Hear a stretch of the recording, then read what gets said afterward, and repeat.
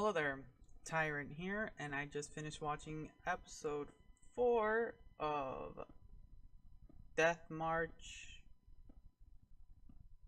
Damn, I can't remember the entire title. That's a really long title, I'm not gonna lie.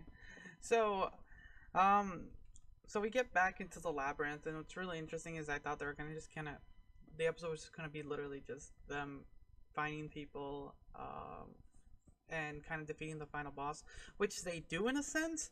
But what's funny is, like, I keep thinking of this show, and I said it last episode. You got to really think of this show as a a video game more so than a story game, because the first part of the show is literally them going through a dungeon and him noticing that he can't experience share, so he has to let them fight these monsters to kind of let them gain experience and stuff, and it's really funny to watch.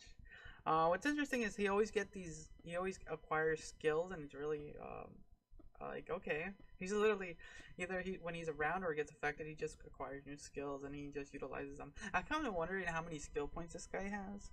He's been like maxing out a couple of them.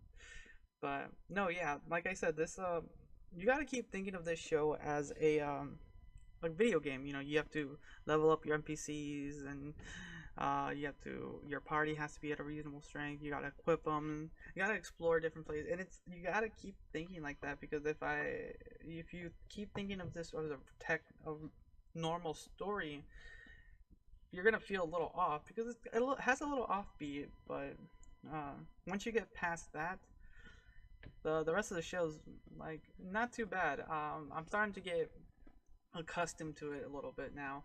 Now that I'm thinking of it that way, uh, because he's summoning his weapons like you would, kind of like a video game, which just spawns in and spawns out when you're swapping stuff. When she was hiding from let's see if I can remember their names. Poochie, Lisa, which is easy, Lizard, Tama, if I remember right. I'm trying to remember their names.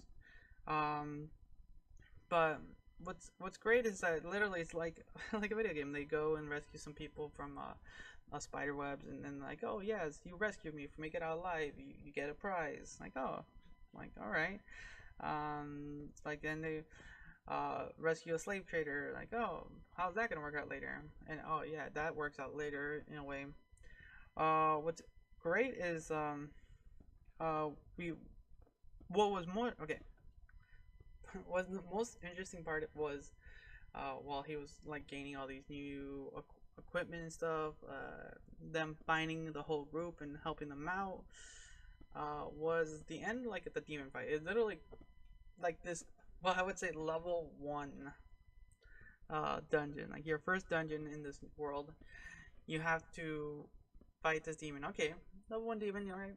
Out of nowhere, this demon lord comes out. Like, okay, like that's like super unfair in any RPG. If you have to fight, unless you're supposed to lose, that is extremely unfair for anyone playing an RPG. And you have to face a, like, what was it, level 68 demon lord with like so many buffs, man. God.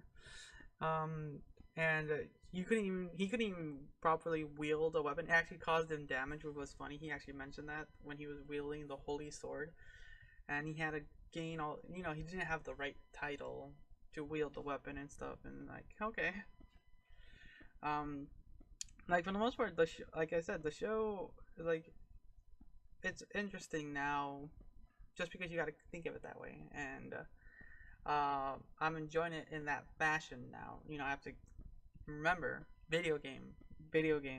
Don't go standard. He's literally manipulating the world as a video game. Not like some other shows that do it. They feel like a video game, but they take a storyline perspective. Um, so that's why I'm wondering how next week's gonna be, because, like I said, they get out of this dungeon after he defeats the demon lord. He acquires the title of hero now. He has that. He has like, oh god, he has so many titles. Um, and you know, uh, he has Lisa, Tama, and Pucci as now his slaves technically, and acquired two more. I was wondering about that because I wondered if we were gonna have one more episode in the town, because if you like in any titles, like title opening, you kind of get an idea of what's gonna happen, who's gonna be in with what group and stuff. So I was wondering because we were still missing two people in the in his group, and I was wondering if we're gonna meet them next episode with within this within the town, and then we just literally like, here, two more slaves. Okay, so that kind of made that easier as far as introductions go. So we'll see how that turns out. And we'll probably leave the town after this. It's been 4 episodes now, so hopefully we'll get a little bit more adventure. I should check out how many episodes this actually has, because I don't know. It's weird because if you think of it, it's weird because if you think of it from a story's perspective, it's moving in an awkward pace.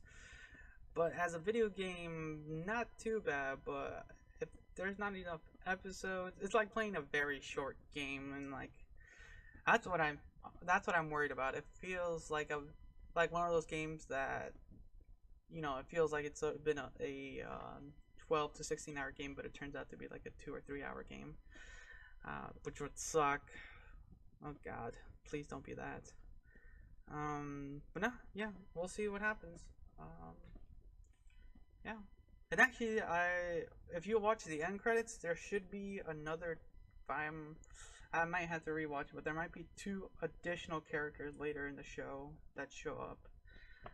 So yeah, we'll see how his party grows and what entails now that they defeated the demon lord and stuff. Yeah, what do you do after that? Alright, becoming a traveler merchant it is. So those are my thoughts. They're a little bit wonky this time around, but there's a lot happening in this episode. But I'll leave it at that. So thanks again for watching. Until next time.